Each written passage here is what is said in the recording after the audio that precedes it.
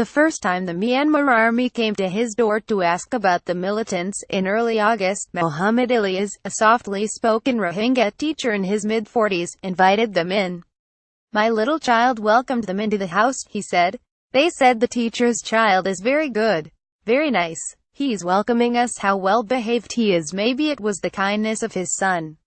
Maybe it was luck." But that day, Ilias wasn't among the hundreds, he said, were rounded up in the village of Dotan in Mongda Township, for interrogation about the new Rohingya insurgency.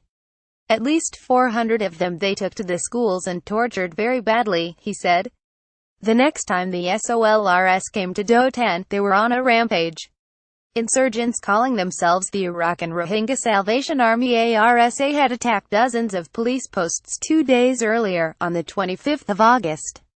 In response, homes were set alight and shots fired indiscriminately, Ilias said. His eyes welled up with tears. "In that gunfire, one of my elder sisters, 75 years old, died in her home," he said. "I decided they killed my sister. They may kill us." That day, he left the village with his wife and 6 children, carrying only a piece of plastic to use as shelter on the road.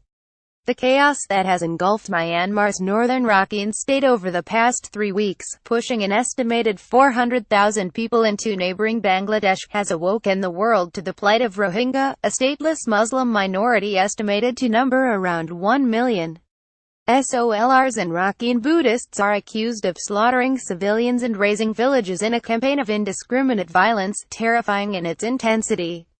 But to Rohingya like Ilias, this is the culmination of a lifetime of persecution.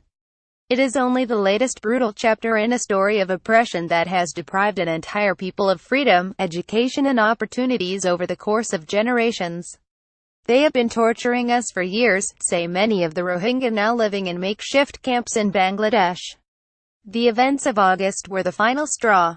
In the muddy, cramped camp outside the port town of Cox's Bazar, a Bangladeshi fishing port close to Myanmar, where many of the Rohingya have sought refuge, Ilias sat with his hands folded on his lap. He wears a black on his left wrist and a brown checked long the sarong worn by Burmese men. "My name is Mohammed Ilias. I am 46, he said quietly, beginning his story. He was born in 1972 to a well-known and respected family, he said. His grandfather, Abdul Aziz, was an influential local leader who had been decorated by the British for fighting alongside them in World War II. During the colonial era, the British had encouraged migration into Rakhine from neighboring Bengal, supplementing the existing Muslim population. At the time of Myanmar's independence, in 1948, the first Prime Minister, U recognized the Rohingya as an ethnic group. Families who had lived in the country for at least 2 generations could apply for a green card granting them citizenship. Abdul Aziz was among them. "My grandfather had a card which was green," said Ilias. "Green like the color of leaves." But in 1962, Myanmar's military seized power in a coup and introduced sweeping new rules governing national identity. The 1982 Citizenship Act, which excludes Rohingya from a set of accepted races, effectively rendered them stateless. The junta began issuing Rohingya with temporary registration certificates, or white cards that made them residents rather than citizens. "My family had so much status, so much honor," said Ilias. "My grandfather was like a king.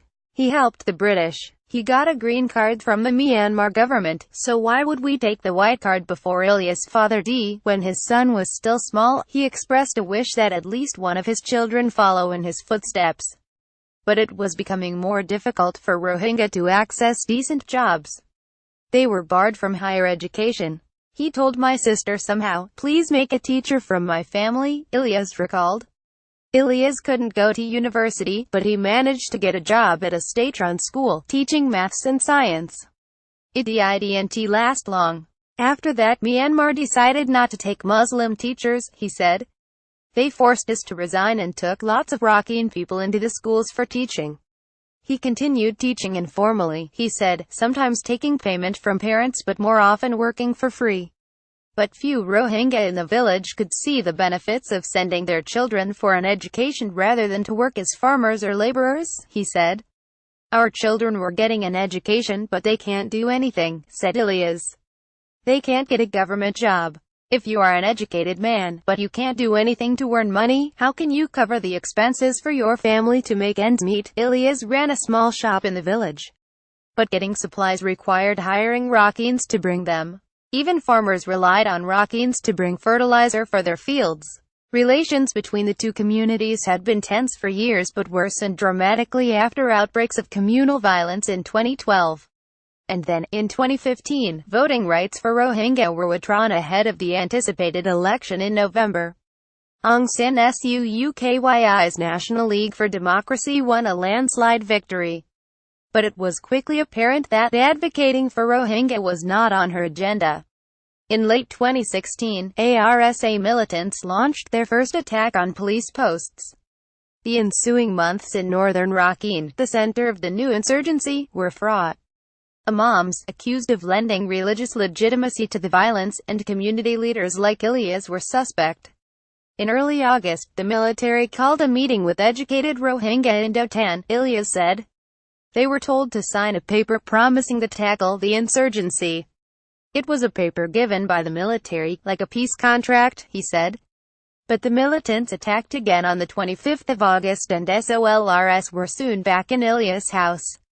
They saw bottles of medicine used to stock his shop, he said, and accused him of treating ARSA fighters. You are not a teacher, you are a doctor for ARSA, they told him.